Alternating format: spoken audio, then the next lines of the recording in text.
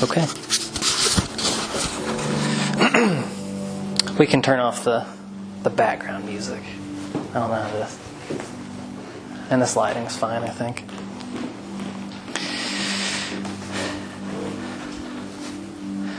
So, I'm sure everybody here knows about physical hygiene. We do it all the time, I hope. We brush our teeth, we take showers, we try and eat right, and we try and move. We know that works for us, and we know the reasons of why we do it. But why? Then we understand what our body is. We understand that we use a toothbrush for our teeth. We understand that when we're stretching a certain part of the body, whether it's our hamstrings, our triceps, our biceps, whatever it is.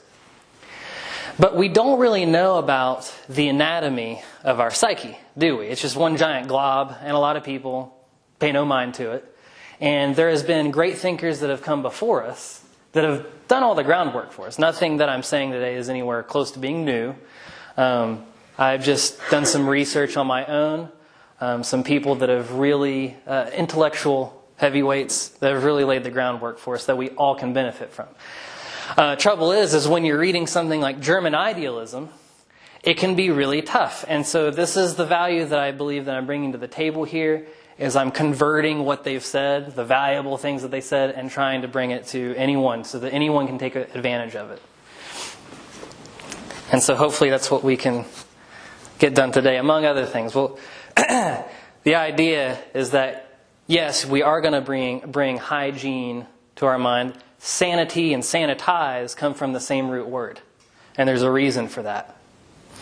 That's why we call it, when somebody's insane, it means you're dirty, so to speak. It's the same thing as being toxic with, you haven't showered in weeks. And we may be in a state like that, where we need to sanitize. We may be around other people who may need to sanitize. So we're going to be talking about how to do this. That's one part of this class. The other part is the amazing things that start to happen whenever you start to do this. When you start to declutter this stuff and get the gunk out. So, there was this German idealist by the name of Friedrich Schelling. And he was one of the first guys to really lay down the anatomy of the psyche. So I'm going to draw it for us. Because we're addressing, first off, what are you? Let's ask that question right now. Well, we know that you're your nature, you're your body, obviously. You have needs, you need to go sleep, you need to eat, you need to drink water. We know that you have a culture, you speak a certain language, you wear certain clothes. Even a child, let's say hypothetically, was raised by wolves. Even the way a child cries is in part determined by the mother, because the mother has a certain dialect. There's actually studies done on this. The way babies cry in Germany is different than how Hungarian babies cry or Japanese babies cry.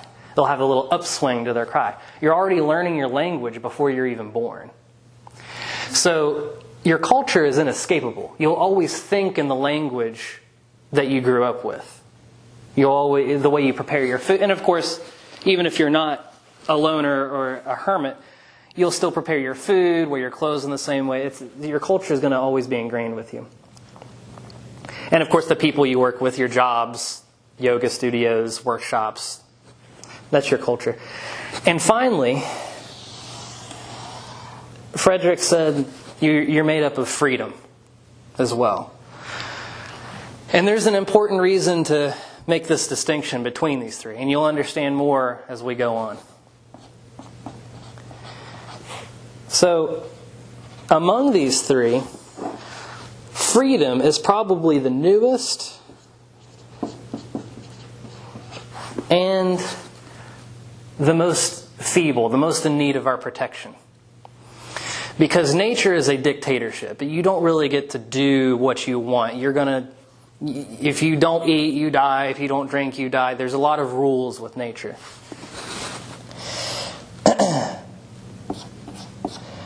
Culture, likewise. We've had a history of oppressive governments, regimes, and monarchies. What was that? edit that out.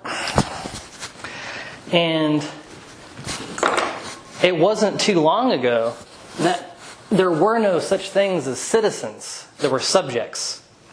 You didn't have freedom. You would basically be conscribed to living in one place your whole life. You'd never make it out of a certain 10-mile square radius outside of where you were born. You had to do what you were told. And if you're under a particularly harsh regime's rule, then that's that. You really didn't have much freedom. And because freedom did not exist, the individual did not exist. That's a proper way of putting it. Keep that there. Now,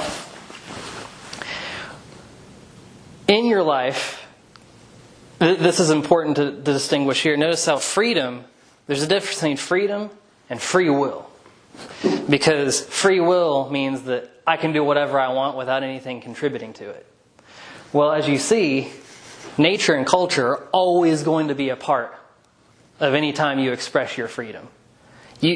A monk, for example, and this is an extreme case, there's a video of a monk setting himself on fire, and he's sitting there in a seated position, and he holds that position until he dies. An extreme case of exercising one's freedom. But as nature, it didn't really follow along with that. You have the right to go in any extreme. We can do that. You can return to a completely natural state, but there are consequences. And today, I'll make a case that right now, people are actually retreating to their culture in an imbalance. So people don't necessarily want freedom. They want freedom from freedom. Responsibility is a scary thing. And so if people try and get away from freedom, and of course in our technologically engrossed culture, there's a lot of escapism. You have TV shows, the internet, you get it. We're all part of this. So we sort of retreat to culture, and there's a few reasons why we do this anyway. There are institutions that are kind of enforcing this. You know, if you've ever come across the phrase, the flesh is weak, the body is a cage, all these things. It's kind of like body hate, so to speak. Well, but they also want you to do what you're told. I'm not going to name any names, but you get the idea. And we retreat to culture. And this is going to have some implications later on of why this even matters. But I want to read a quote from Schelling really quick. One cannot transcend what one is, one's humanity. A man's accomplishment lies not in becoming godlike, but becoming more human. Although the circle of humanity expands for an active and creative will, it has never stepped beyond or transcended in a supernatural sense. The circumference of the human will is culture, and the circumference of culture is nature. Man, culture, and nature are an interlocking trinity, one part utterly dependent on the other. So he was just making the case that you are made up of these different parts. It's a very good starting step for what are you? And if you don't know what you're brushing with your toothbrush, likewise, if you don't know what part of you is going awry, maybe, and to my point, something that needs to be addressed here, you may be surrounded with people, and I'm sure all of you have experienced this at one point in your life. It seems like everyone is steering you in the wrong direction. And then it seems like even you can't get things right. It seems like everything you do is a mistake. When these things happen, you have one saving grace that will never leave you, that will never disappear, and that's your nature. That's why the whole idea of going back out into nature and just being in solitude for a little bit, we don't call it a therapy necessarily, but we've done it since time immemorial. It's how we connect back to ourselves. We get rid of the noise of the culture and even our own personal screw-ups, our own personal hang-ups. And nature sets us straight. Because a culture can regress. A culture can become immoral, toxic. You as an individual can regress. You can cry like a little baby if you ran into a problem. You could give up instead of being strong. But nature will always go in one direction. It will never regress. It will kill you, But that's the double-edged sword. That's the two sides of the coin. So, later on, there's this guy named Edward von Hartmann. And going back to this, I think we all understand what freedom is. You experience it for yourself. You know deep down in your heart and in your mind what you choose to do. And no one else can force you to think a certain way or be a certain way if you don't choose to go along with it. We all understand culture.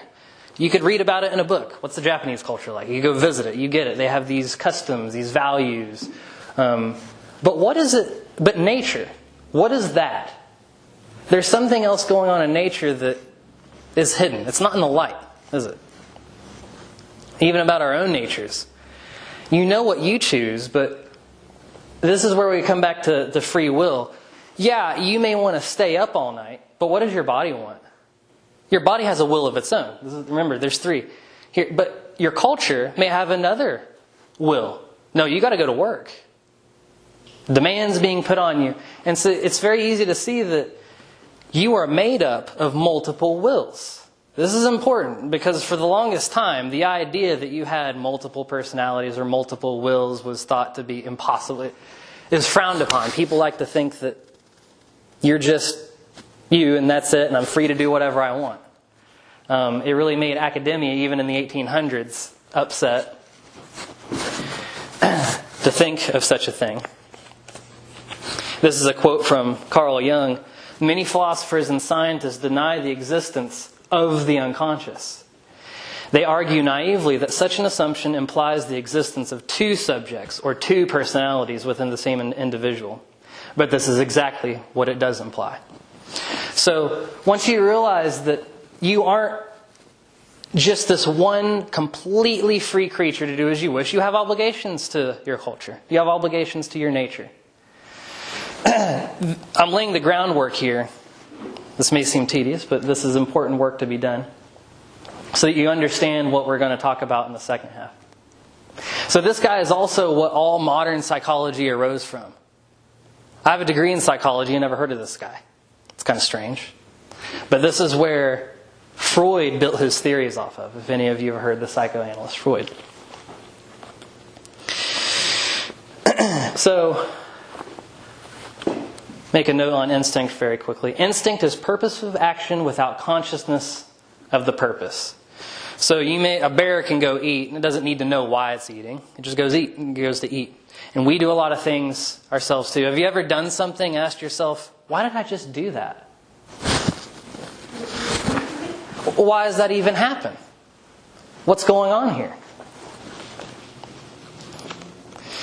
We can now assert that an unconscious will is a will with an unconscious idea as its content. For a will with a conscious idea as content will always be conscious to us. Let me break that down.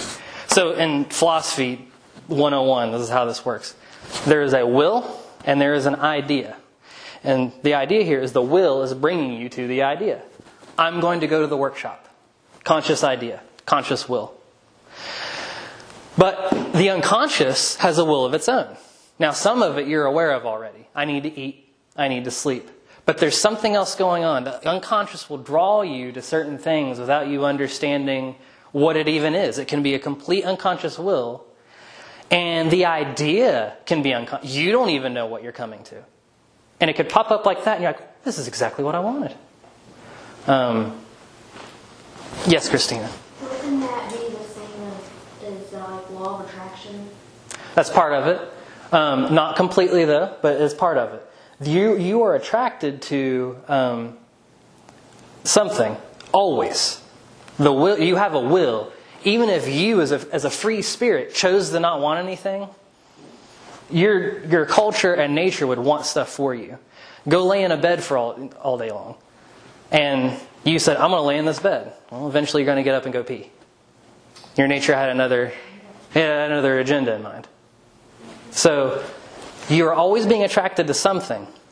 But what that something is, you might be aware of or you might not. But things get interesting. We might be getting to the interesting stuff now. The conscious idea of a definite effect can often, without the conscious will, excite the unconscious will to employ the requisite means, so that the realization of the conscious idea then appears voluntarily. Let me convert that. Let me explain. So basically, just by having a thought, just by having an idea, the unconscious can come to you and be like, I know how to do it. And you're like, okay, and then it just happens. What do I mean by that?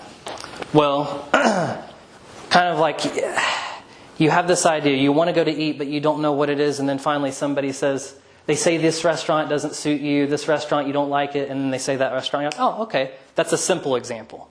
Your unconscious it wanted that, but then once you became conscious of it, your conscious will came online. But just by having the idea can bring your unconscious will online too. Every action of the mind on the body, without exception, is only by means of an unconscious will. That such an unconscious will can be called forth partly by means of a conscious will, partly, although also through the conscious idea of the effect without conscious will, even in opposition to the conscious will.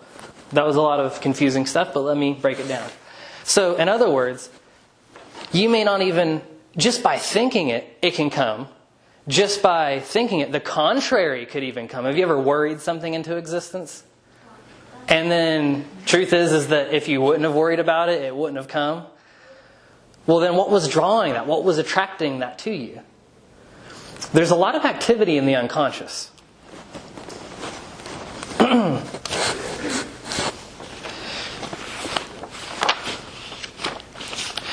The conscious willing of the effect does not seem essential. Of the unconscious will, the word holds literally true. The more will, the more power, and this is the key to magic, according to von Hartmann. In other words, you don't even need to will it yourself. Just by having the idea in your mind, it can come to be. Now, back to, I kind of skipped over this one part.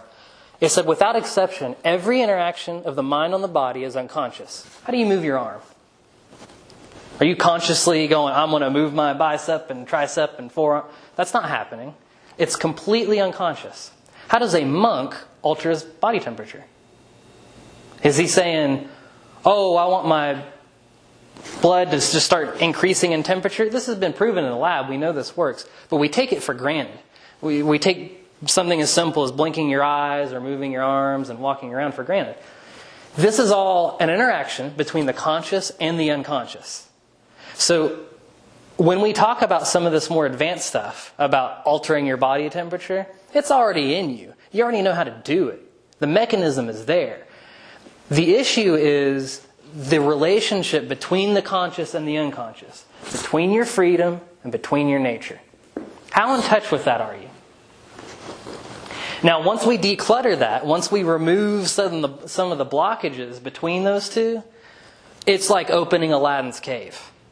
Whole new worlds open up that are beyond your wildest imagination. I'm not trying to be overemphasizing it here, but it's just true. And finally, a Carl Jung quote to really nail this in. Until you make the unconscious conscious, it will direct your life, and you will call it fate. So how many people are, everything always seems to go wrong here. I just can't make this right. What's going on? Well, I'll tell you what's going on. There's something outside of your consciousness that keeps influencing it, because clearly your freedom isn't directing it. So how do you make something that's unconscious conscious? Is that even possible? How does that work? Well, we're going to talk about that. We're going to talk about how some of the practices you can use to bring that to light.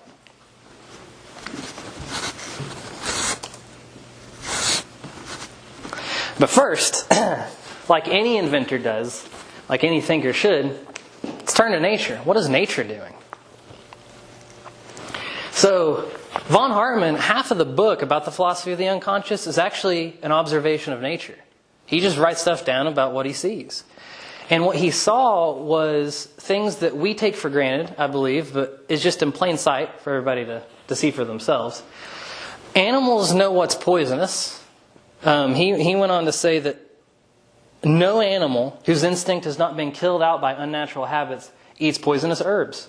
Even the ape, spoiled by residence among men, may with safety be employed in the primitive forest as a fruit taster, as it rejects with a cry the poisonous fruits which are offered it. Nobody taught the ape that. But if nobody taught the ape that, and the ape never learned it, how did it know? As we continue on. When pigeons and dogs, after having been turned around 20 times in a sack, carried off to an unknown region, nevertheless run home in a straight line, no one can say anything more than their instinct has guided them. The clairvoyance of the unconscious has enabled them to divine the right path. So animals are doing this literally all the time. The larva that builds its cocoon, it doesn't know the theory of the ark. It doesn't know that you need to harden the outside more than the inside to protect from predators, but to be comfortable on the inside. Nobody teaches the larva how to make the cocoon, but it knows. And it's something that we all know. We know this happens in nature all the time, but if a human, for example, were to say, I know what's about to happen. Whoa, somebody's in woo-woo land. That's impossible. That could never happen. When literally every other thing around you is doing it all the time.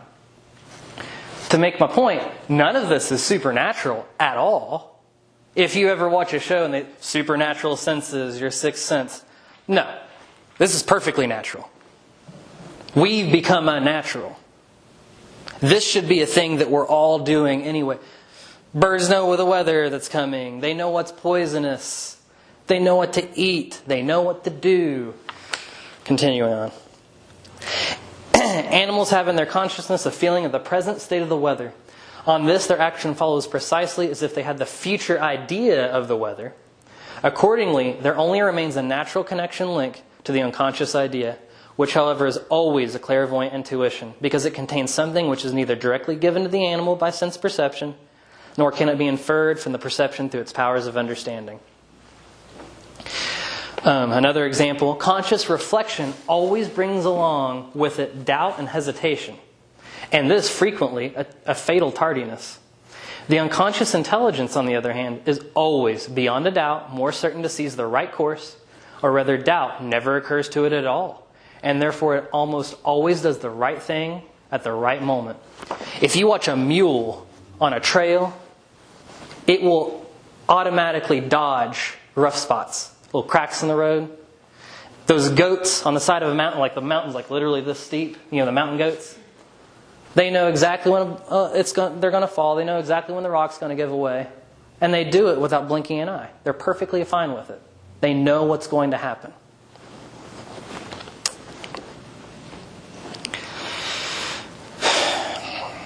The child has lungs before it breathes, eyes before it sees, and can indeed have knowledge of future states in no other way than by clairvoyance, whilst the organs are being formed.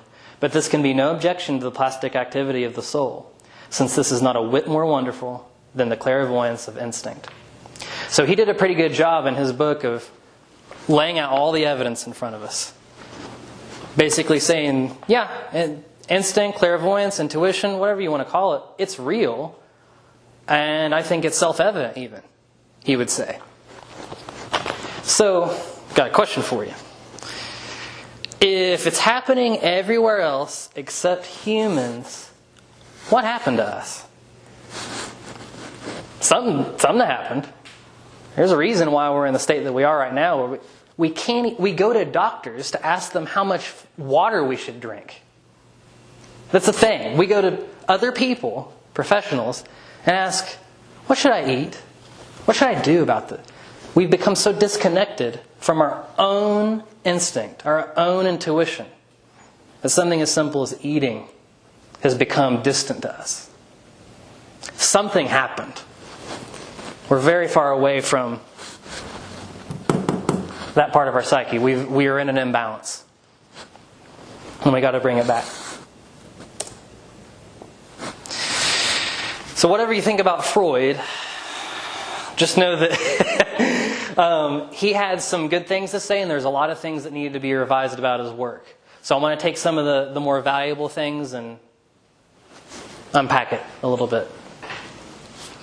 Freud, being the Austrian psychoanalyst that he was, knew of Schelling's work. The first guy that we were talking about, So his whole idea of the psyche was actually pretty much a copy of that. He just got all the credit for it because he was more modern.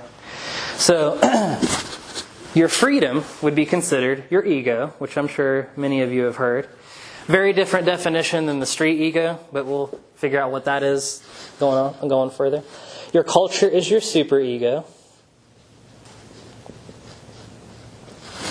And your nature is your id.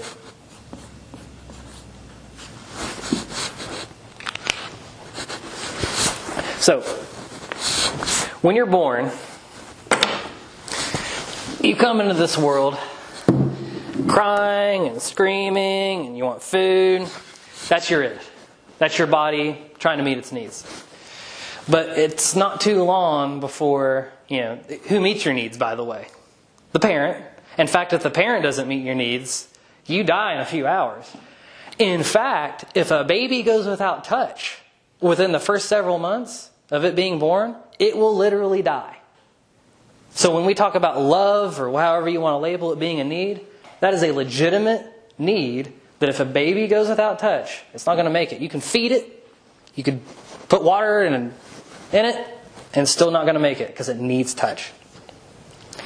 So the id, by force, has to immediately recognize this thing called the superego. Because you can't make it without the parent. Or whether you are adopted, you can't make it without someone taking care of you. So culture comes into play here. Now, ego comes up last because the ego is the conscious self. That's the I. Like, I'm going to go to the workshop. So your first 2 years or so, your ego hasn't even come online. But your id is fully functioning, and obviously your superego is fully functioning. And your culture is doing a lot about rewriting in a lot of programming that's going into how you're eventually going to think and feel about all sorts of stuff. I think your first, Bruce Lipton, PhD biology, he talks about this. The first 7 years, you don't think in metaphors or analogies at all. Everything is directly, it is what it is. So if you're 4 years old and your mom comes up to you and says, "You're an idiot," well, when you get older, you have people being like, "I'm an idiot." And they can't get, it's been programmed. Now you can get out of that. There are methods to remove that programming, but it takes a lot of work. You have to go back into the unconscious and bring it back out. Now, there are other things that happened. There's a bunch of wonderful things that happened from culture. I'm sure you're all aware of it. We have modern civilization because of it. We have things like air conditionings and irrigation and infrastructure. We're able to protect ourselves against a lot of the dangers in nature because of it. So I don't want to. And culture it protects you from the foreign invaders of long past. If you're in your little village or town, some barbarians come through. You came together as your own people and you protected the babies and the food and your written word or your customs. So there's a lot of benefits to culture. But there are some negatives that come along with it too.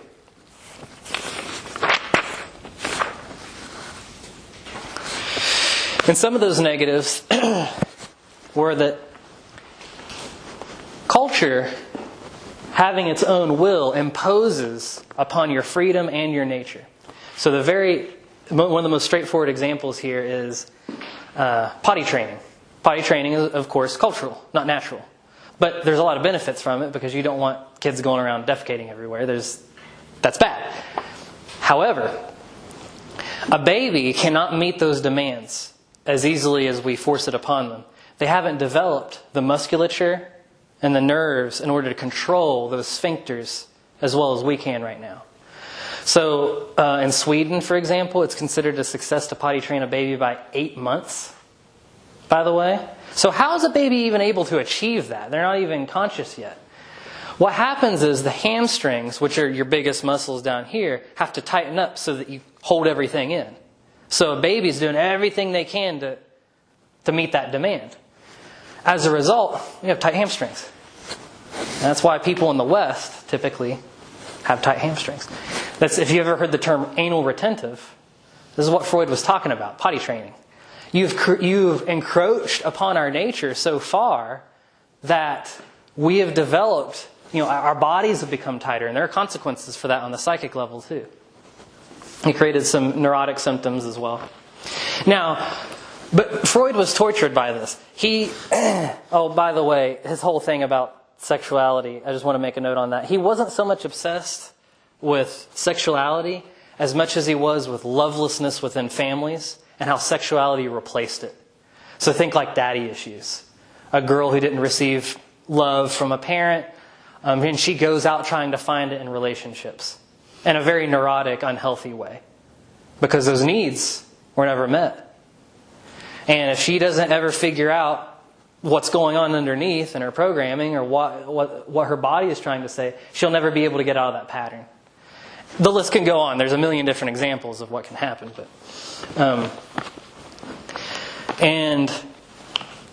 But that's what brought Freud to all of this sexuality stuff, because it ended up being a problem. There was a lot of child abuse he found in his research. And that's what brought him to all of the Oedipal complex and all this other stuff. But moving on, off to his other work. He thought, let's make sure I'm on the right side. Okay. But basically, culture has its pros and cons. And of course, when culture gets too out of hand, you have mob rule. Think of a lynching. That's where culture completely overwhelms freedom in nature. And that obviously is completely out of balance for this person. I want to make a note on this real quick. So, yeah, these are all aspects of you, but the center part of this tri-Venn diagram, this is the self. And we're trying to figure out what the true self is here. So, one of the revisers of Freud came along, named Carl Jung. And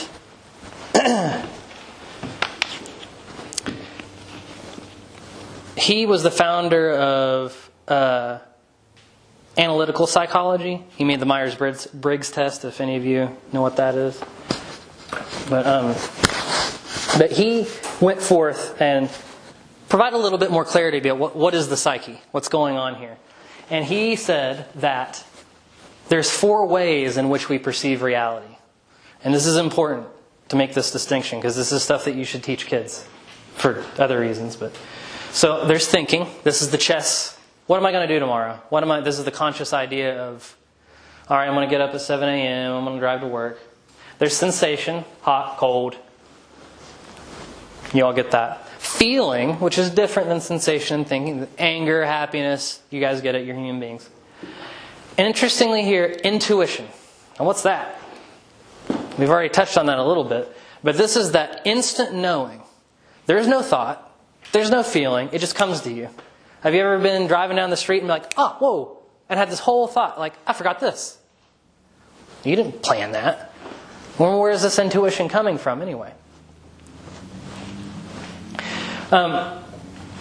Making sure I don't say anything I need to before the next slide. So, yeah, I'll go ahead and cover this. Now, what's important to note is that above all else, what allowed these to exist was imagination. So I don't mean imagination in the street term where it's like, oh, it's just in your imagination. Forget about it. No. He believed that imagination was more real than anything. That may be a far-fetched, but I'm actually going to address how real it is.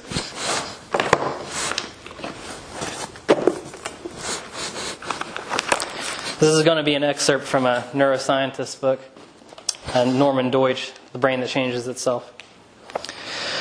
One of the most advanced forms of mental practice is called mental chess, played without a board of pieces. The players imagine the board and the play, keeping track of the positions.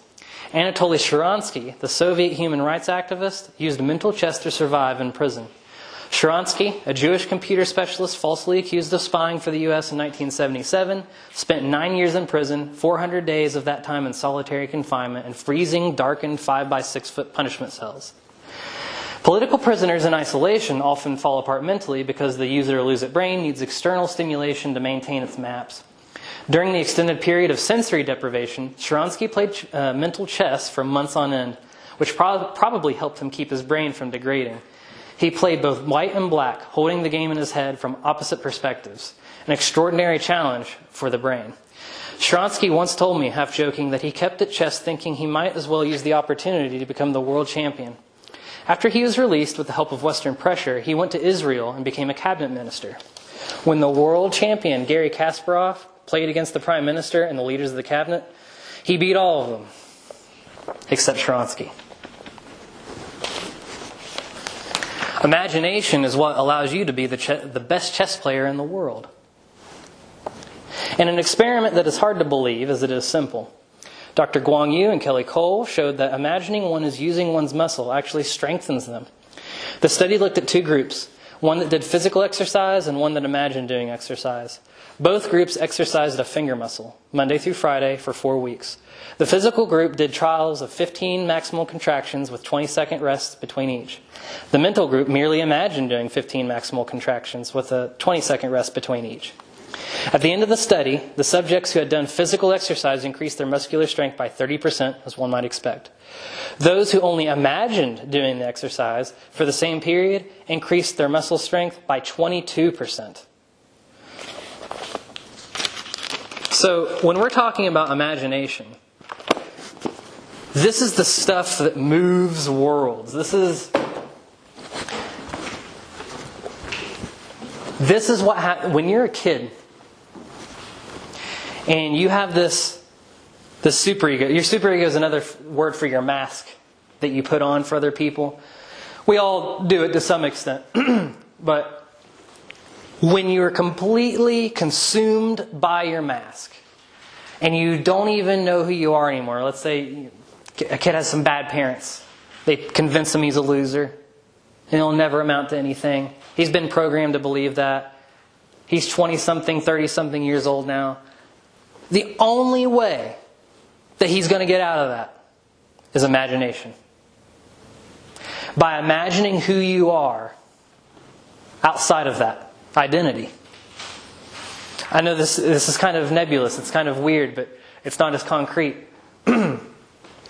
But imagination is one of your most valuable tools. So psychic hygiene tip number 1, I suppose. Get in touch with your imagination, which is constantly flowing inside of you. It is constantly giving you new information. It's like what your dreams are coming from, which we're going to touch on next. And it is a flow. Bioenergetically, if you are stopped up, if your body is tight, that flow is not going to happen as easily, or it might be stopped altogether.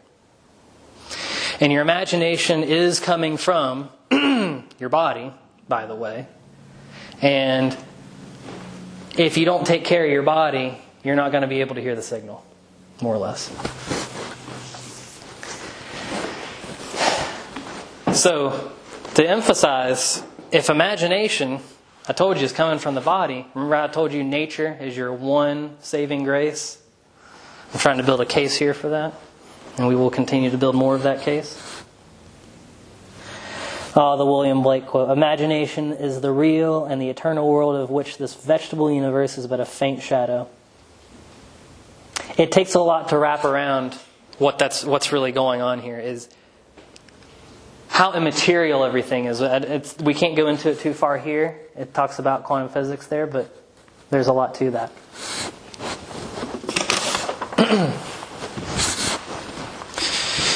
So like I said, we're going to get into dreams and symbols.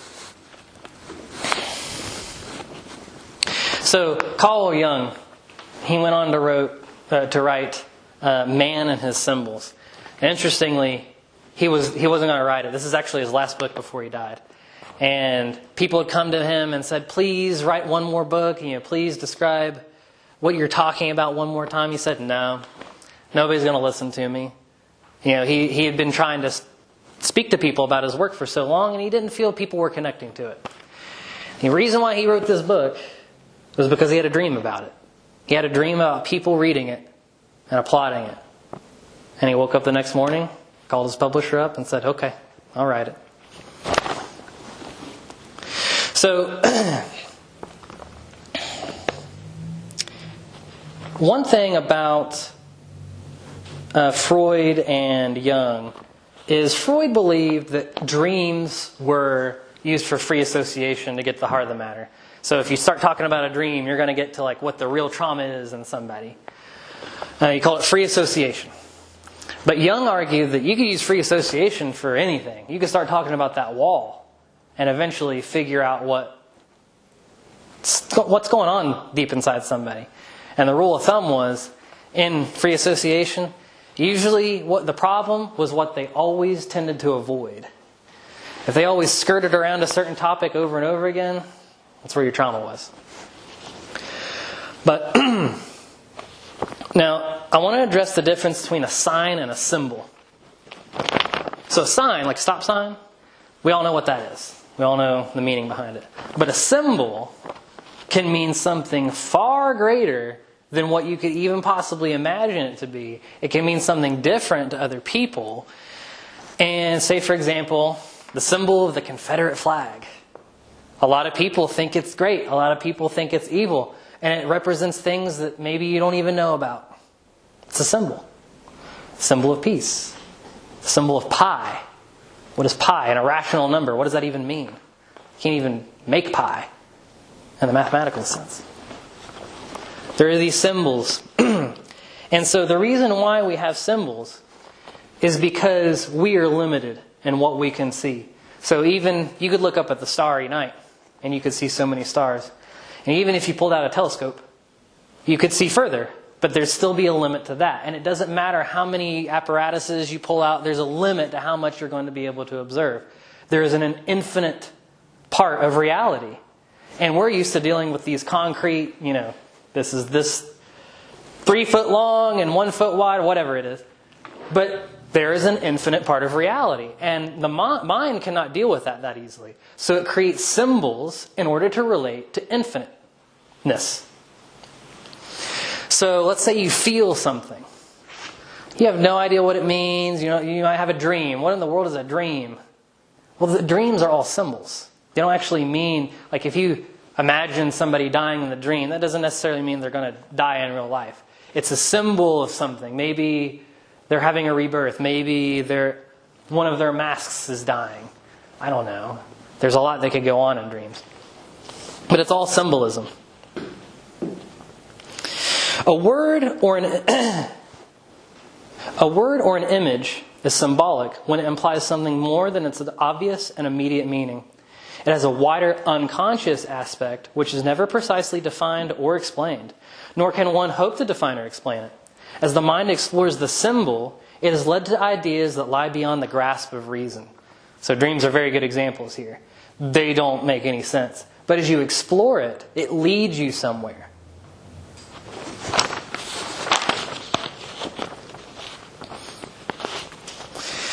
Jung would say that a dream is compensatory and assists the conscious mind. So back to how Freud said, the dreams we can use that for free association.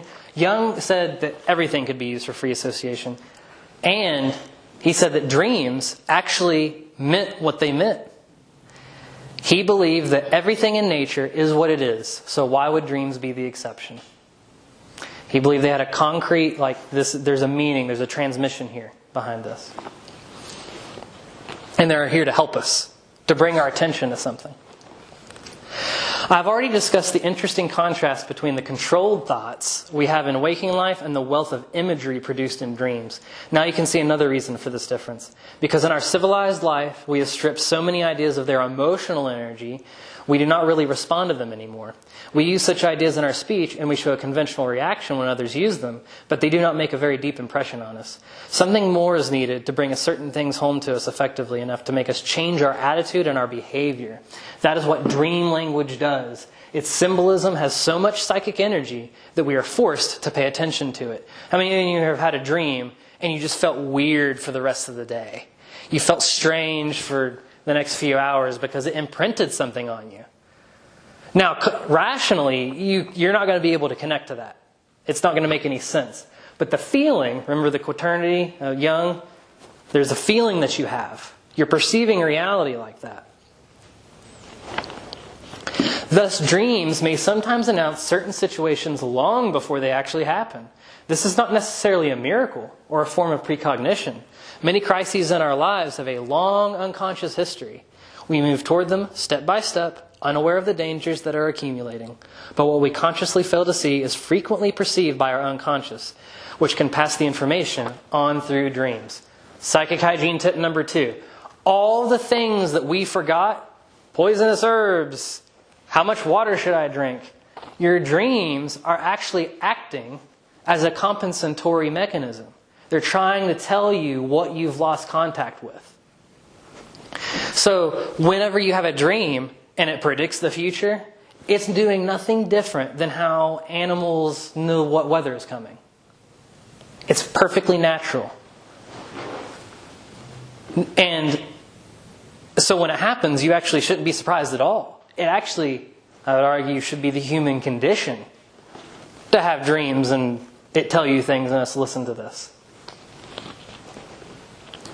The more that consciousness is influenced by prejudices, errors, fantasies, and infantile wishes, the more the already existing gap will widen into a neurotic disassociation and lead to a more or less artificial life, far removed from healthy instincts, nature, and truth. So you can get in the way of these signals yourself. Your freedom can regress. You can be a little baby, or you can be like, well, I think it should be this way.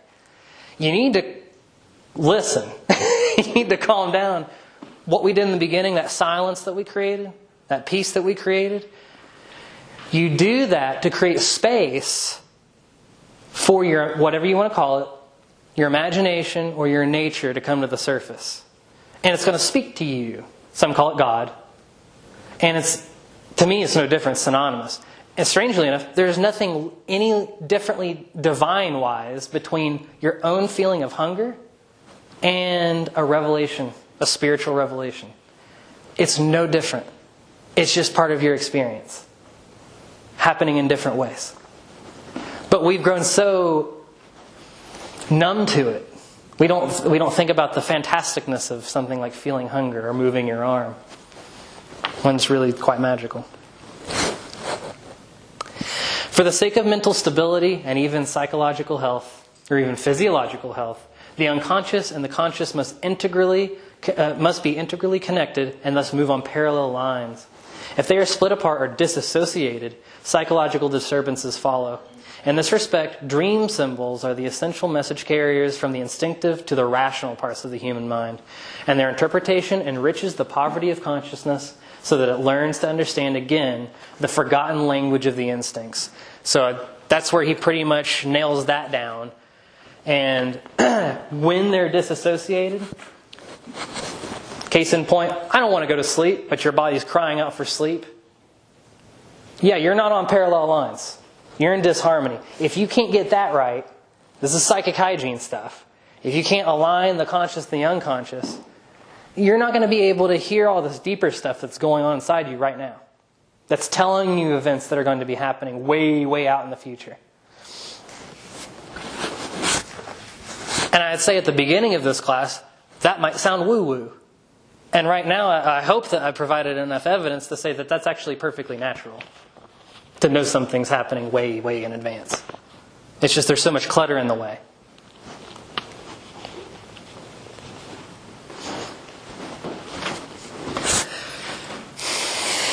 Yeah, let's talk about this one. This is a quote from Alan Moore. The bardic tradition of magic, so bards were like singers, music players. The bardic tradition of magic would place a bard as being much higher and more fearsome than a magician. A magician might curse you. That might make your hands lay funny, or you might have a child born with a club foot. If a bard were to place not a curse upon you, but a satire, then that could destroy you. If it was a clever satire, it might not just destroy you in the eyes of your associates, it would destroy you in the eyes of your family. It would destroy you in your own eyes. And if it was a finely worded and clever satire, that might survive and be remembered for decades, even centuries. Then years after you were dead, people still might be reading it and laughing at you and your wretchedness and your absurdity. Writers and people who had command of words were respected and feared as people who manipulated magic. What is magic?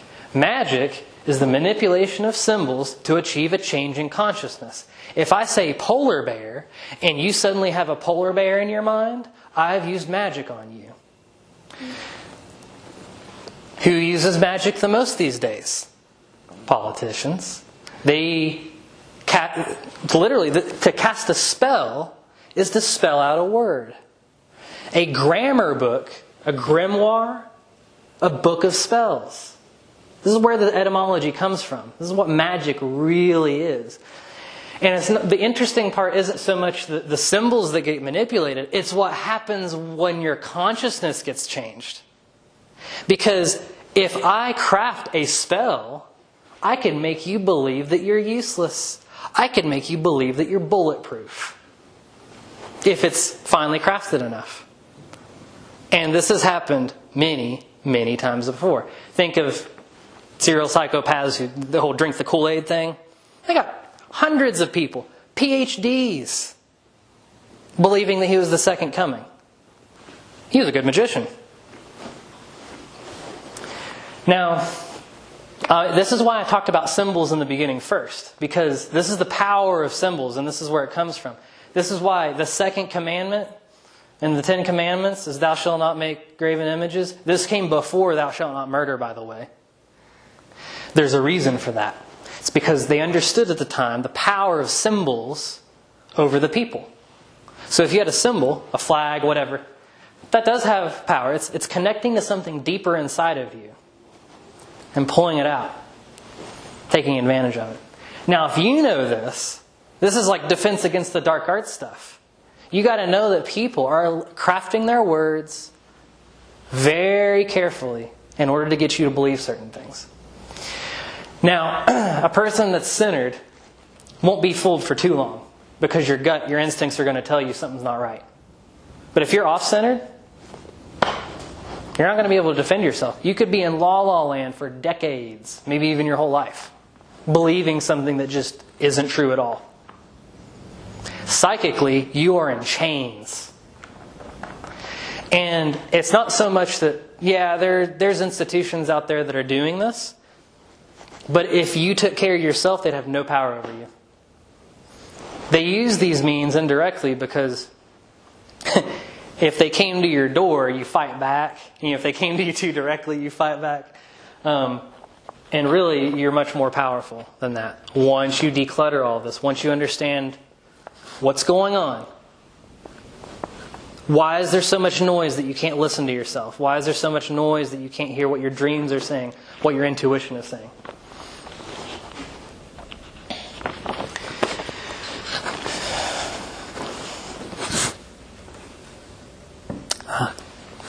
Most of you are familiar with Maslow's hierarchy of needs.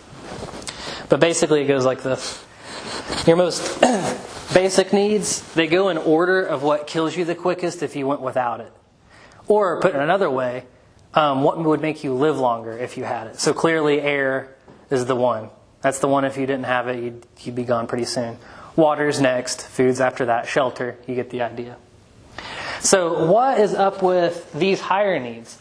Things like love and belonging, friends, intimate relationships, esteem, feeling a sense of accomplishment. That doesn't kill you, does it? Self-actualization, reaching your full potential. You don't need that, do you? Actually, studies have shown that people who have a sense of purpose live a lot longer than people who don't.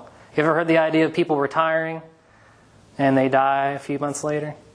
It's because they identified only with their employment. That part of them was the only thing that was making it. So that need wasn't being met, and they're gone. So those needs are very real. We all need them. So let me put this into perspective. Let's say you're having a midlife crisis, because I'm addressing all demographics here. You're a teenager, or you're an elderly person, whatever, and you have this massive anxiety that plagues you every day. Yeah, in our culture, I hear this from a lot of people. We're all familiar with it.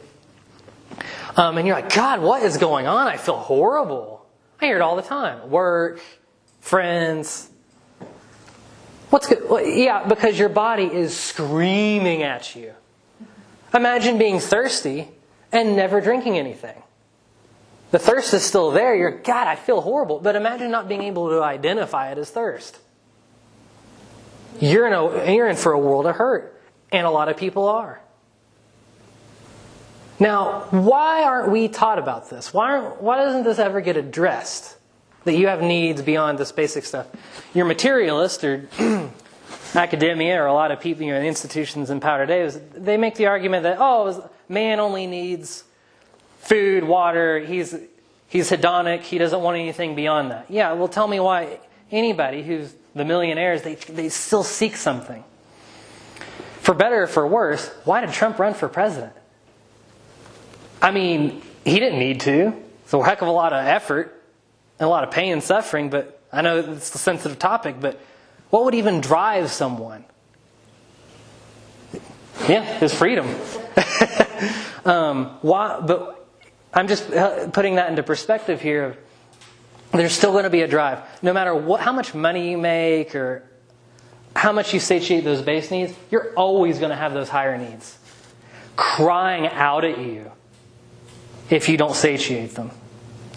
Okay, well, there's a problem there. If you don't understand what your body's trying to tell you, how will you know what that is? Remember that restaurant example? It's not that one. It's not that. Oh, that's the one.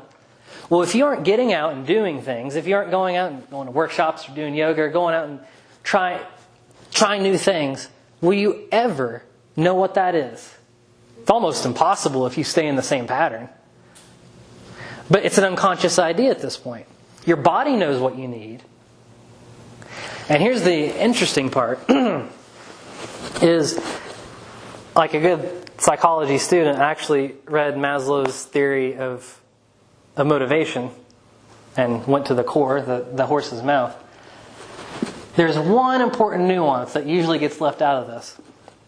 And it's this. So right now, you need air, right? But you're not really motivated to get air because you already have it.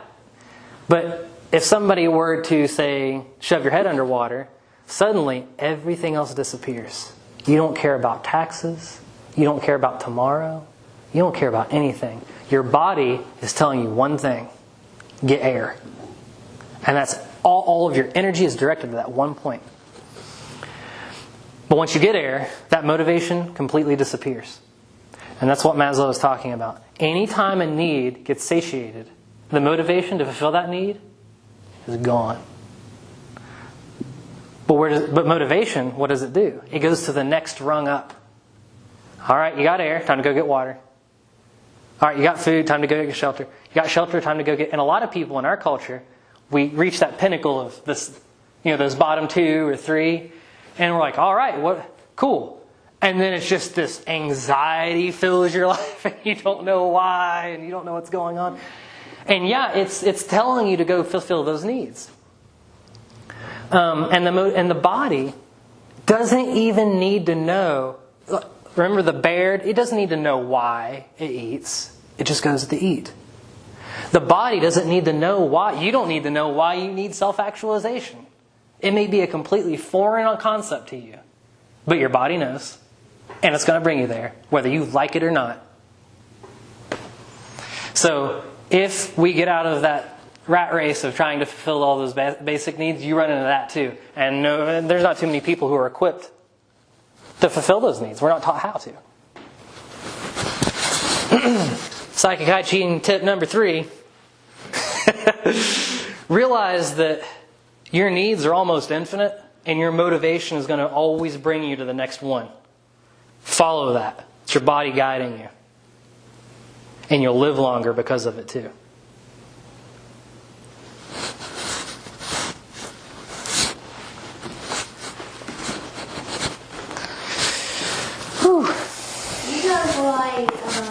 Sometimes in yoga you cry and you don't know why. Mm-hmm. Do you have an explanation? Absolutely. And we'll get to it. Okay. So, I'm going to touch base with a philosopher by the name of Maurice Merleau-Ponty. He is a phenomenologist. Cumbersome word. What does that mean? Phenomena means stuff. Ology means study of. So he studied stuff. When you use Latin words to define what you work on, it gets really weird. But more importantly, it's how you study stuff through you, the subject. So in philosophy, this is philosophy 101 stuff. The idea is that there's always a subject and object. I eat the meal. I go to the yoga studio.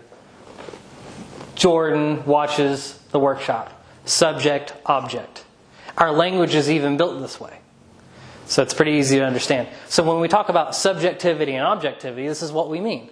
Subjectivity means, well, what's it look like to the subject? And objectivity is, what does it look like from all points of view in context of the object? Now, there's a problem with this because if you're a subject, you can never be truly objective. You will always be looking through your perspective. Objectivity is good. That's the sort of detachment where you can kind of step away from something and look at the big picture and come back to it and come at it with a different angle.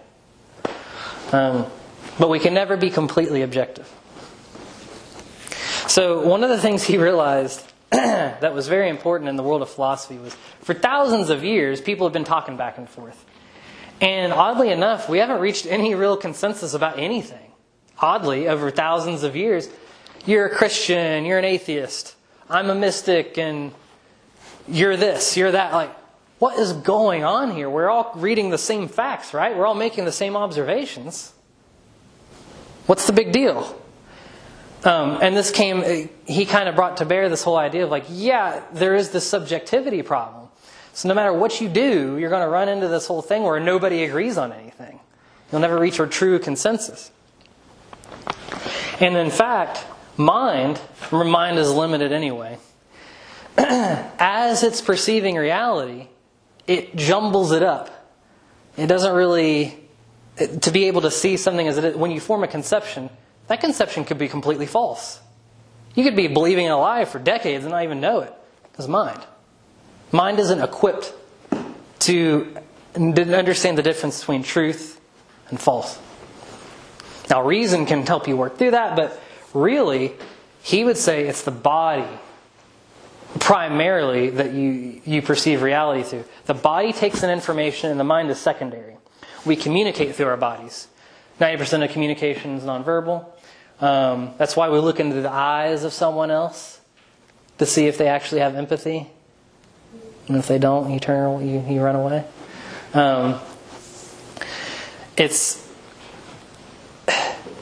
But the senses, so if you feel this right now, you're not forming a conception about it, that's what's happening right now. This is why doing things like yoga, martial arts, dance, long walks, whatever it is, feeling your body hit the pavement, breathe in the air, that's real. The more the mind gets in the way, and the more things can get, that's where freedom can deviate from natural law and you start doing some really weird stuff. You start lynching people. Because why?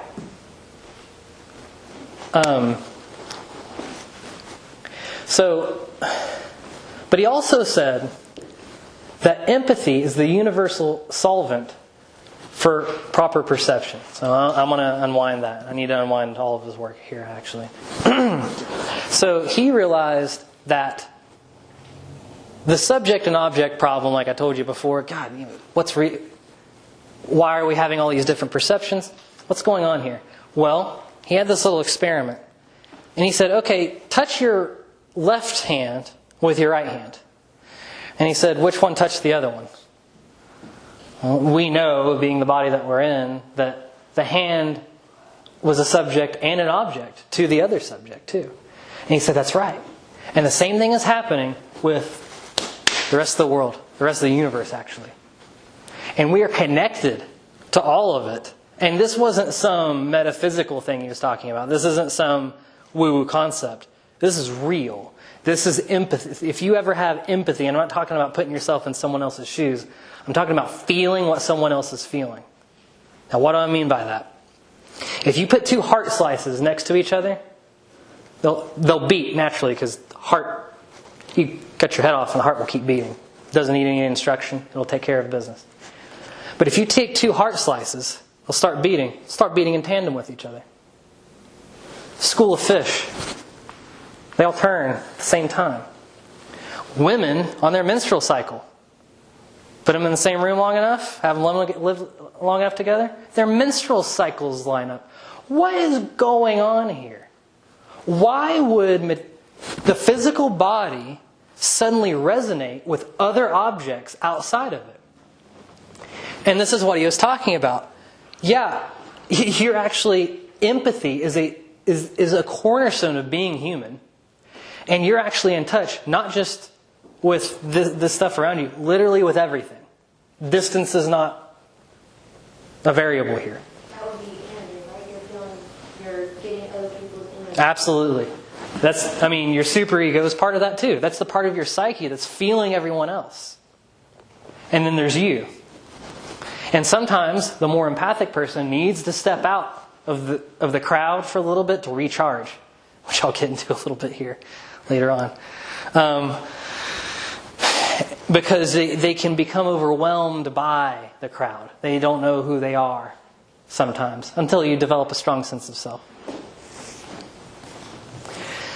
Now, this had some pretty important consequences for philosophy because it was all this improper perception can be eliminated by using the body and perceiving something directly. I don't need to guess about what you're thinking because I can feel it, which is more important. And you kind of know where they're coming from. But there's a rule. You cannot empathize with others unless you can empathize with yourself first. If you don't know what you're feeling, if you don't know what you're thinking or you're intuiting, you don't have a hope. There's no chance. You got to start with yourself first. How does that make sense? What does that mean? Empathizing with myself? I am myself. Why wouldn't I be able to know what myself is already? Well, we got to understand the anatomy of the psyche. Conscious, unconscious. The conscious mind is saying, I need to feel again. I need to get back in touch with my sense of hunger again. All the more evidence for this. So, Naga yogis, just as a side note, they're basically like Eastern phenomenologists. They called upon a return to the senses. They tried to form no concepts, completely get rid of the mind getting in the way of itself. Because it's just a different way. You have your Western mysticism and your Eastern mysticism. But it's interesting to see how different cultures try and solve this dilemma. It's a very similar model, but that's how the Indians tried to do it. So Martin Heidegger, he was another phenomenologist. He made the statement, philosophy is dead, we're done, we figured it all out. And they did, actually. This is the part where I'm saving you a lot of work and trouble. Who has time to read all this stuff? There wasn't anything left because they had resolved this stuff. Who are we? What's going on? What's the meaning of life? You're not going to find the meaning of life from some external source. You're going to find your meaning of life inside you. So how do you get to that? You got to declutter first. They'd already done all of this. The most thought-provoking thing in our thought-provoking time is that we are still not thinking. Man, that really resonates with me. So, the high arts are essential. And here's the interesting difference between high art and your regular art. Your high art always involves the body. Sculpting, painting, you're actually moving with it. It's kind of like how everybody has a unique signature. It's like a unique fingerprint. There's the way your body is communicating through these tools. Now, you're not going to consciously know what that means, but it's therapeutic to you because you're actually getting some of that bioenergetic flow out. Creativity, your imagination. You're getting that flow on. If you just take some of the modern arts, if I go out into the middle of the street and put a dirty mattress out there and put a fire hydrant on it and call it art, Heidegger would laugh at you. He said, you're not doing anything. This isn't symbolic of anything. Your body, where's your body's input? Where's your unconscious input? And this is happening, of course, in music. It's a form of art and definitely involves the body. And this is important to bear in mind because we live in a culture that we have the debate over whether or not art should be kept in school. That's an actual argument. And, well, what Heidegger would tell you is that would be a huge mistake It's not my opinion. It's this guy's. I mean, I agree with him. Because if you give, let's say right now, if I started painting myself personally, I have like an hour's worth of experience with paint. So it would take a lot of time for me to learn it and express myself that way. But if you teach kids various methods and art when they're young, when they can learn it faster, they'll have the tools later on. Their imagination will bring something to them. Oh, I want to paint this, and they can. And it'll help them basically interpret what their unconscious is trying to say. Because even in a painting, even in a work of art or music, the artist is putting in something in there that they're not even conscious of. This is important to bear in mind. You might take away something from it and say, oh, you meant this. And like, no, I didn't. No, I didn't. I did? You know, it'll be... But that's the point. It's psychic hygiene tip number 4. This is how you bring some of the unconscious into conscious. Art, music, dance, yoga. And now we're closing a loop here with this slide. So Wilhelm Reich was a follower of Freud, and he disagreed with a lot of his methods because he believed that, yeah, if you talked about your fears all day long, your fear of heights, he said that really didn't change anything because it didn't involve the body. And so Wilhelm Reich really involved bodywork into his practice. And then we come to somatize, basically. Soma means body. It's Latin. Psyche, soma. Mind, body. And he somatized the psyche. The psyche isn't some mysterious thing. It is the body. We just clarify it to make it easier to talk about. The unconscious, finally, is the body. The thing that was feeding you all this information, it's the body. So when we say things like, the body is a cage, I discourage that heavily. Because, no, that's you. You're your body. And I think there's a lot of responsibility in believing that, because all of a sudden it's like, I'm finite. Yes, you are. You are a limited being, and there's certain philosophies out there that say, oh, no, you're not your body. You're not your pain. You're not your sadness. You're not your anxiety. You're not any of this. This is all an illusion. Whoa. Remember before we were talking disassociation disorders? This is where it starts. When you start saying, this isn't me, your body's crying out to you, by the way, please drink water. Oh, this is all an illusion, all this pain, all this hurt, all my trauma. It's not real. There is a plethora of schools of thought that are giving you an escape route out there. Tons of them. Plenty out there. Time to come back down to reality. So this is your deeper self. This is your true self. This is coming back down to who you really are. And this is coming back down to self-discovery too. Because if you have an unconscious, there's a lot about yourself that you don't know yet. And so here's the journey. This is the personal journey for all of us. And there's no workbook for this. There's no such thing as a strategy guide that somebody can write for you. These are just the tools of which you achieve it on your own way. In yoga, for example, we might come to class, and there's 10 of us, and the class is structured in a way that we're all doing the same poses. But maybe you need to go faster. Maybe you need to go slower. Maybe you need to do your own thing. You need to listen to your body is what you need to do. Because it's going to tell you how you need to move. And though they're all great, I would say, yoga and martial arts are at the top of the list in terms of getting that body work done. And we'll talk about more of that later. But definitely doing your own thing, listening to yourself, and just saying, I just need to move this way. I don't know why, but I don't know. I'm just going to go with it. That is the pinnacle. Because that's a personal experience. No one else is going to be able to tell you how to walk these roads. The windy roads of imagination. Yeah, he even went so far as to say the id is your organs, and the superego and the ego is your skin. And to the point, what does it mean to get under somebody's skin? Past their defense mechanisms, or they get riled up. In fact, he would say that emotion doesn't even exist unless it crosses the barrier of the skin. I'm sad. Well, you're crying. I'm angry. You get flush.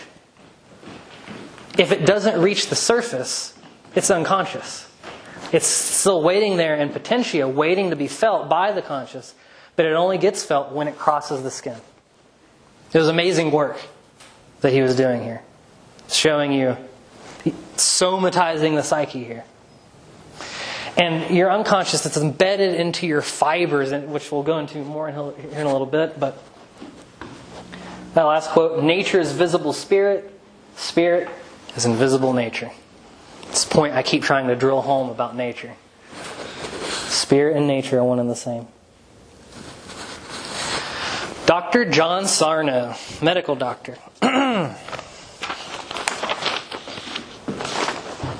So,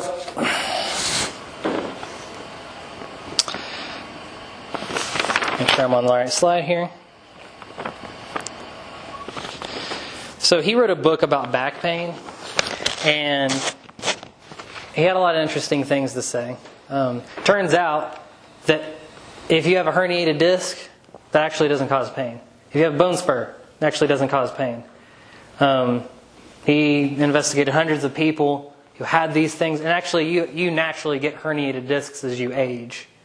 You know, where you start to shrink, and then, but your body doesn't torture you over it. It knows it's a natural process, and so it doesn't give you pain. So his whole question as a medical doctor, he was like, why are people feeling pain? So he went on a little research adventure.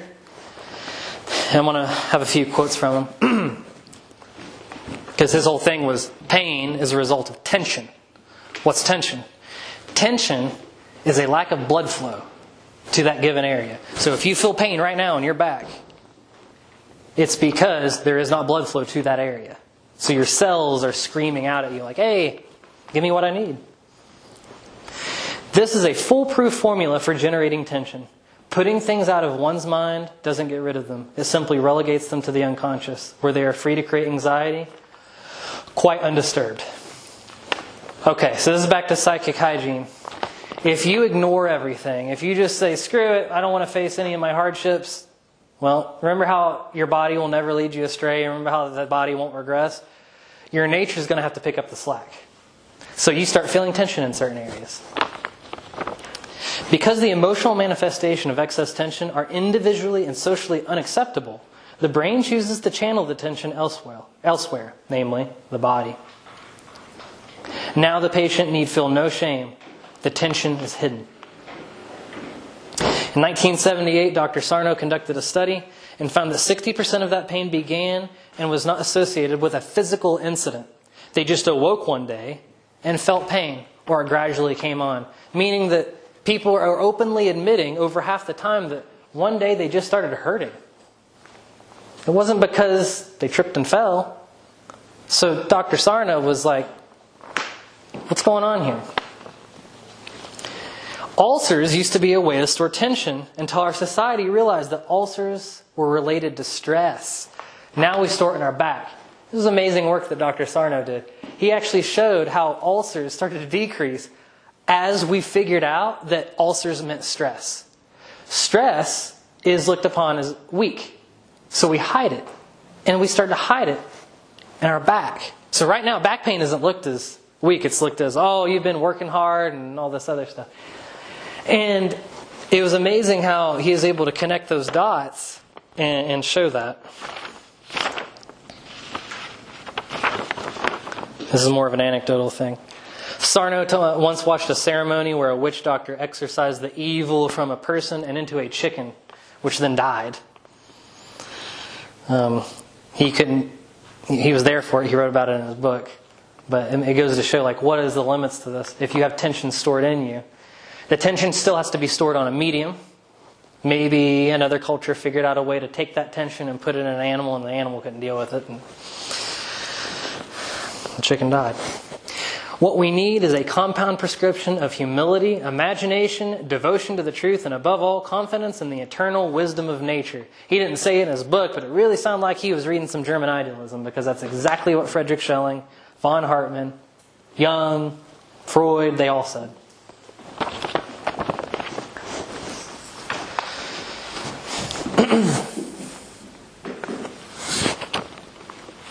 So, Alexander Lowen was a follower of Wilhelm Reich, which is a follower of Freud, and they're all revising his work here.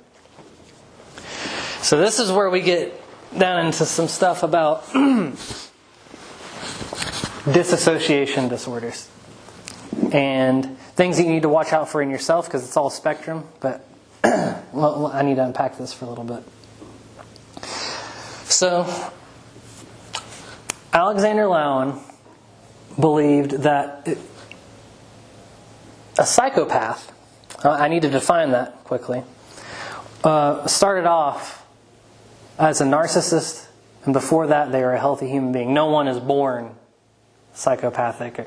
I would say with the exception, there are biological things that can happen. There was a man born with their amygdala was fused with our hypothalamus. So in other words, their fear center was fused with their memory center. So imagine, who knows how that person dealt with reality, but they were a psychopathic killer. So yeah, I don't want you to believe that you can believe yourself out of, a meteor strike. You still have to answer to the laws of nature. But I am saying that your freedom, your intention, has much more of a role than I think that our culture lets on into your own personal health. So, in the beginning, you're starting out just fine. Now, narcissism, most people think that means you're full of yourself kind of thing, which is sort of true. But narcissism is actually a deep hatred of the self. And they're in love with the image of the self. They're in love with the mask that they put on in front of everybody. Now, as this happens, a narcissist denies the true self. I'm not scared. I'm a macho man, whatever it is, whatever story they tell themselves. And in varying degrees, your garden variety narcissist, they think that they're the bomb, and the true self and the image, they're not aligned. So this is important for why I brought up symbols too. Probably the most important symbol in your life is your own self-image. Because you are an infinite being full of all sorts of stuff that you don't even know about yet. Remember, you have an unconscious. Mind, not knowing how to relate to that, creates a self-image. We all have it. And the self-image can be, it's almost impossible to align it with the true self. Because we don't know that. We don't know the true self yet. That's a problem. But we can get close. So how do we get close? Well, you get in touch with reality. I always like going to martial arts and stuff and sparring and stuff, because when you get punched in the face, you're like, I'm not fast. Or I'm not slow. There's no overestimation or underestimation. You know where you're at. That's why it's that important of feeling everything around you and being in your body. And you can think that you've been programmed, I'm useless, I'm an idiot. And the self-image may be much less than the true self, or it may be overinflated over the true self. So your narcissist is overinflated. Now, as their body tries to reach out to them and tell them things, they're not having it, because they've completely blinded themselves to any sense of inferiority. Like, hey, you should probably work on this part of your life. I'm perfect. Why would I need to do that? So this is why he titled his book, Narcissism, Denial of the True Self. So what is he denying? So the narcissist is using his freedom to deny his nature. But he's actually very good in the culture. You could have like I said, the psychopath that killed 200 PhDs by convincing them of stuff. The smarter ones are very in tune with the superego. They know what people are thinking. They know their weaknesses. But they don't have an ounce of introspection. They are not interested in that in the slightest. They don't know what they're feeling. They don't know, doesn't even cross their minds. But they're utterly dependent upon the approval of others. Because where they denied themselves, their true self has been disconnected. So how do you fuel yourself? How do you fuel the freedom to go about and do all this stuff. Remember that the energy of the crowd? They love that. They go out, and that's why politicians are they attract some of the worst kinds.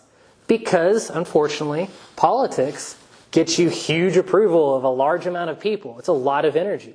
And they feed off of that because they have to. If you want to look at it from an Eastern mystical point of view, the chakra system, their chakras have completely shut down. The true self, it's gone. They actually need others to process that energy for them. And this is where you get into deeper stuff about psychic vampirism, which is actually not a made-up term. This is becoming something more studied and real in psychology. Where somebody, if you've ever been around somebody, you just felt drained afterwards. And then it gets, but there's two sides to that coin. Yeah, they might be sucking you up, but they're also dumping theirs onto you because they can't process anything. They use your chakras to process it for you. Chakras are a metaphor for just the body too.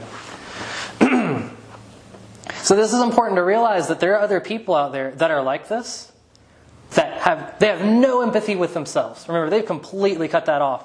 They don't have empathy with you. And you can tell this if you're in tune with yourself. You can look into their eyes, and they might, and since they're so good at this part, the culture part, the superego part, they can fool you for a pretty long time before you catch on. And that's what psychic hygiene tip number 5. Anytime I meet somebody for the first time, I pay careful attention to how I feel immediately afterwards. I might actually feel good while I'm talking to them. But it's kind of like the mosquito that comes in, it anesthetizes you. You don't feel the sting. It covers you in honey first before it starts sucking your blood. So, but after it leaves, you start to feel the itch, right? Yeah, these guys and gals, they operate the same way. You may not even feel it when they're doing it, but after they leave, pay attention to that. First time you meet somebody. Yes, go ahead. I want to take back one second when you're talking about a psychopath is not born a psychopath. That's right. How can you say that whenever you say that before you're born, you have eyes before you see, and then you also say that a baby needs touch, lips. So explain to me how a psychopath is not born a psychopath. I'll explain. Good question.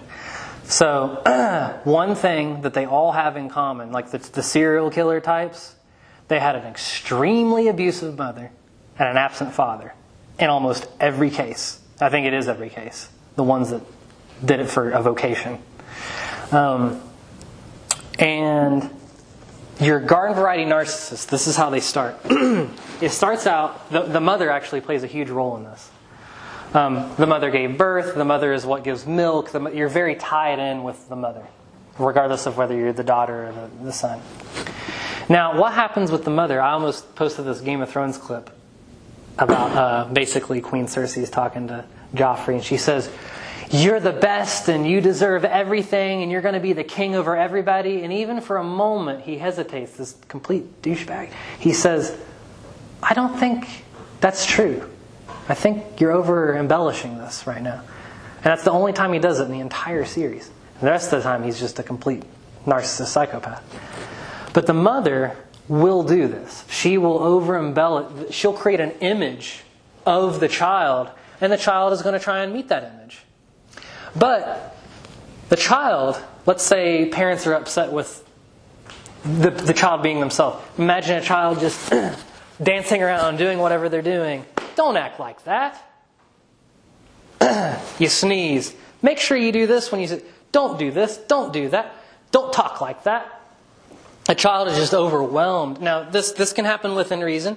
There's a certain amount of adaptation you need to your culture, right? You need to know the rules. That's a good thing. But when a parent goes overboard, when they are authoritarian too far, the child can't do it. The child can't meet the demands. So they create a false self in order to be the person that they want them to be. Now, when this is happening, the true self is slowly getting disassociated over time. So by the time they're an adult, they don't know what they truly want in life. They don't know what they truly are. In fact, they hate themselves for the same reason that their parents did. The parents refused to acknowledge what that child was. In fact, they banish it. You will not talk like this. You will not say this. You'll wear this. You'll do all this. So the child, in order to adapt, creates that false self and denies all those natural movements that they wanted to do. And so they go through an experience called self-murder. Narcissism, like I told you, is the hatred of the true self. Because by being themselves, they couldn't meet their needs. Their caretaker would not love them. So they had to, and you're like 2, 3, 4, 5 years old. You don't know what's going on. You're just going with the path of least resistance. And so you reach this point where, and you've seen any kid, by the way, you treat them like the authoritarian, of course they're going to put a mask on around you. They're going to lie to you. They're not going to be their true selves. They've already picked up on that. Now, if it goes too far, yeah, you get the psychopath. Now, because they've murdered themselves, we always express our internal world onto our outer world. So, if you get around somebody and they're all like jittery and like your world starts to get all jumbled up, it's like, yeah, they're exuding this energy. If you're around somebody who's calm and peaceful, and you get around them and you just feel good, it's because they're shooting that out too. A psychopath has experienced self-murder. So they're going to project that out onto the world. Their own inner hatred will now be projected outwardly towards everybody. So psychopath is made, like I said, with the exception of, I'm sure there's some natural things that can go wrong. For sure. It's not this, remember, you're these 3 things. But most psychopaths are made by toxic parents. To answer your question. And they're out there, and part of proper psychic hygiene is understanding that you have to put up these barriers too. When you go out into the world, those masks that you put on, you're not putting on just for no reason. You're putting it on for a darn good reason. It's because there are other people out there, they want to latch on to you. This is how you protect they call them defense mechanisms. Yeah, they are, because there's predators out there. We all know this. And it's a spectrum from minor people who want to just watch the world burn and see you suffer, to people who might just want to kill you because they do exist. They're not numbered nearly as many, but they're out there. And what are they disconnected from? The body. They're stuck in a concept of who they are. And the rate of success of healing these people is almost next to none. It's possible, but it's very low. Like even in psychiatry and psychology these days.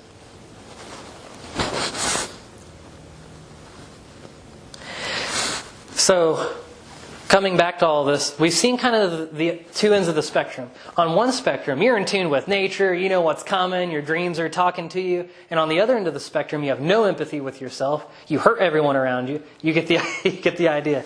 There's consequences for not being in touch with yourself. So, what do we need to do to achieve self-knowledge? Yeah, you can have your psychological and philosophical thinking, which is what this is an exercise right now. We're using philosophy and psychology to kind of unearth and bring a little bit of clarity to the table about what's going on inside of us. But more importantly, you achieve it through shadow work or body work. Shadow just as a metaphor for the unconscious. It's what remains unseen. It's important to note here that you will never make any significant progress unless you do the shadow work first. You can have all the philosophical thoughts you want, which is one of the critiques of psychoanalysis, what Freud's work. He stayed in the mind. Well, you can't do that. You got to go to the body. And if you don't open up the body, those energy reservoirs won't be able to come out. You won't be in touch with your imagination. And you're never going to make any significant progress. So it's important to note that here too. And I don't want to give the idea that the unconscious is some all magical, it can handle everything, because it can't. You are a limited being. Individuation implies limitation. If the will of the individual were omnipotent, it would not be finite and individual. Accordingly, there must be disturbances which it cannot get rid of. So even right now, there are forces just knocking just eroding you, even right now as we speak. How limited is the power of the individual will is also shown by the following example. During pregnancy, when the unconscious will must be concentrated on the formation of the child, occasionally osseous fractures or bone fractures will not heal at all, while after a successful delivery, they heal quite well. From von Hartmann. So, yeah, if you don't take care of your body, you're not going to be able to interpret your dreams or deal with all the psychic hygiene stuff. Hierarchy of needs. Focus on that first. And your body is going to tell you where to go next. That's the beauty of it all. You just got to listen. Create space to listen.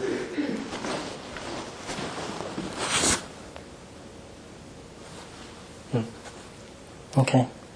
Some parting thoughts. This is William Blake. Tell me if a man is good. Tell me not if a man is good or evil. Tell me if a man is a fool or if a man is wise.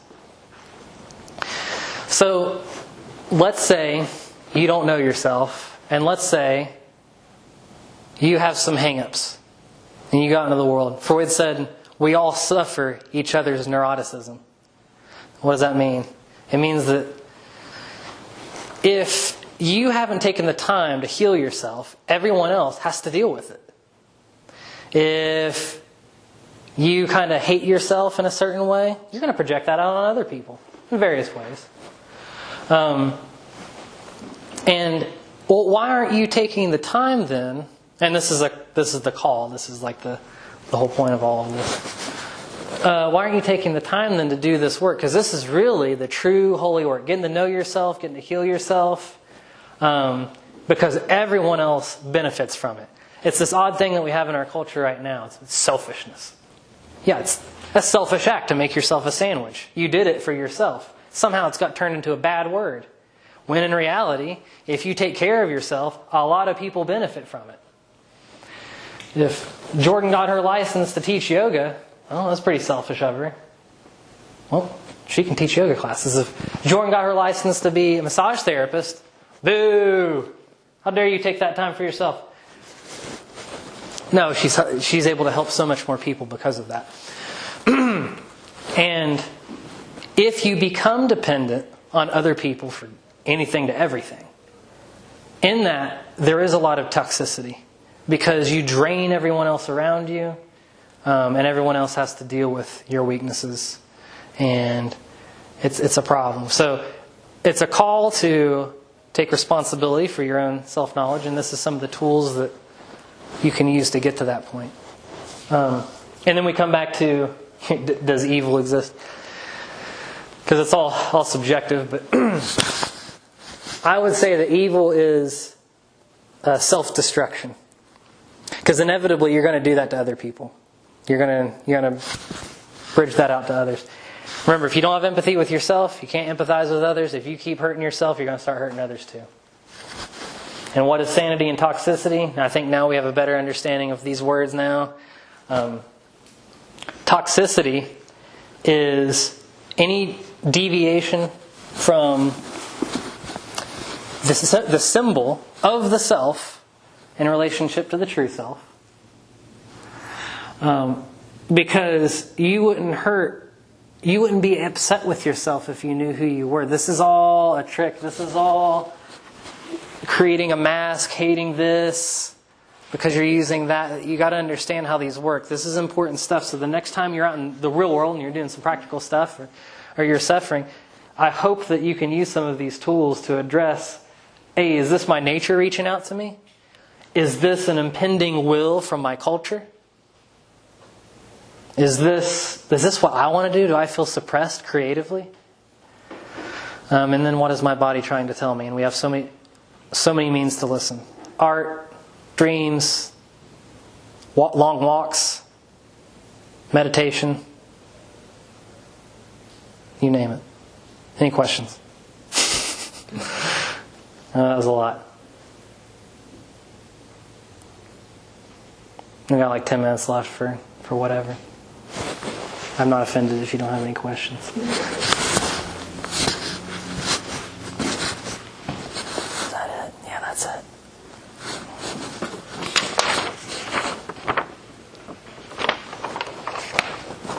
I feel like people that will lose and gain the same 10 pounds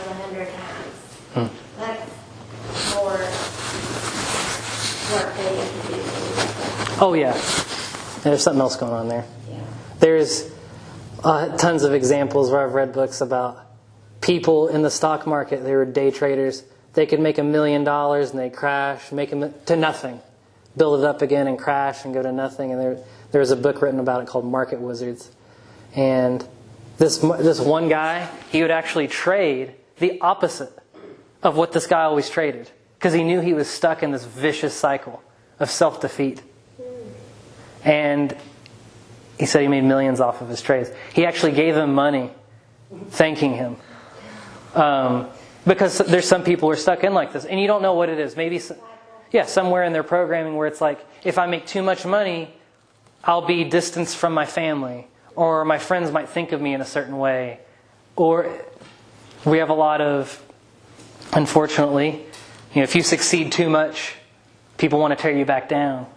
And then you know this, so then you set yourself up for failure. There's a lot of things that go on like that for a lot of people. Even if you admit it, that's the thing. This is where psychoanalysis failed. You could even become aware of it. It doesn't change it. You have to create that space to set back. You got to start working with the body. You need other exercises to do to help you get out of that. It was a great quote I saw on Facebook recently. It's much cheaper to build a healthy child than it is to repair a broken adult. Yeah. So it's that's very true. Now, psychotropic drugs are sort of a replacement for psychotherapy. That's why they hated Freud and all of his works, because they were basically like, can you please take this pill? And yeah, it can work. It can help some people, but at the end of the day, there's an answer inside of you. Whether or not you're going to tap into that is up to you. And there's some people that they might be in such a dire situation. I don't know this is all personal. I don't know what your nature is. And that's the thing. Nobody can do this for you or tell you where you're at or tell you what's right for you. You got to do your own thing and find your own balance of the self. I think we've all been in situations where you feel obligated to other people. And then there's sometimes where it's good to just drop it and just walk away and find the self. Okay, with holidays. Yeah. You're obligated. We got Thanksgiving. Mm-hmm. Yeah. And this wouldn't be a culture could be a wonderful thing if we had a culture aligned with natural law. Part of the reason why we need that unplugging a lot is because we are not civilized yet. Far from it. We still go to war and fight over resources, and we have all sorts of problems. And like I said, we don't even teach kids. There isn't a religion or school or your parents. Nobody's teaching you this stuff. More or less. There's no institution out there that's like, oh, by the way, you have an unconscious that's trying to reach out to you and communicate to you what you truly need and want you as a personal individual. It's not really embedded into our culture. In fact, you guys know the opposite. It's like, sensation, satisfaction, hedonism, material possession. I don't need to beat that horse. Yeah. Okay, so at work, and while I work in human made, there's half of they brought in like the blister seal and officer and stuff. Well, the whole time that they're bringing in these new people, I'm sitting here thinking the name Tara. The whole entire time. Keeps coming to my head, no matter what. There's a girl there that works in there, and her name's Tara. Yeah. So what is that? That's the thing. You won't know, but your body was telling you. It might be a warning. It might be hey, reach out to her. But it's up to you to find out. Now you're mindful of it. There's a difference here. So you can kind of walk up to her and say hi and do what I was talking about where you leave. And how did you feel? Just have a minor interaction with her. Give your body time to tell you what's going on. Would be my recommendation. And also, in my dream last night, in my dream I am almost like I'm leaving school and my grandmother's there to pick me up and I'm telling her I feel sick. Like there's something wrong, I'm very sick. And she keeps telling me, yes, you are sick. So what is that? Like, do I need to be paying attention? Like, do I need to go to the doctor? Or am I mentally sick? Like, what is this? And this is where you need to this is where psychoanalytic work comes in, because the school is a symbol. And the thing is, there's no glossary of terms per se. Yeah, you can go on the internet and figure out some things. But a school may mean something completely different to you than it does to you. So first I would dive down. You kind of give away what the main symbols are just by telling me. You're like, there's a school. Okay, let's dive into what school means to you. And then we go into, you said the driving. What does driving mean to you? And then the grandmother. What does the grandmother mean to you? And then and things will unfold to you as we talk about it. And this would be, the work behind it. What made me think you're thinking that you're maybe sick or something? But she might be saying, no, you're sick, but you're sick because you need to get rid of. Yeah. And that's something where you kind of feel it out, and there are ways to talk through that and figure it out. But yeah, that's totally, your body is trying to give you a message. And your grandmother is merely an aspect of you projecting that out, talking back to yourself. It uses your imagination to accomplish this. But so I can't do it in like 5 minutes, but it's definitely something you should pay attention to, for sure. I mean, I don't think I need to tell you that either. I think you know that too. But yeah, that's the way you do it. You break down like, okay, what does school mean to me right now? What school was it? Was it an elementary school? No, it was high school. It was high school. Okay, so then that already you hone into, okay, it's not a childlike, infantile point. It's a point where you're an adolescent. You see, you can kind of break it down from there and figure out. Okay, but why am I always dreaming of people that are already passed away? That's the majority of who I see in my dreams. Yeah, and I can't. Your subconscious missing them. That could be part. There will always be a part of them inside of you, and vice versa. Remember the empathy thing? Okay. Like, over infinite amounts of distance, you could be connected to literally any object.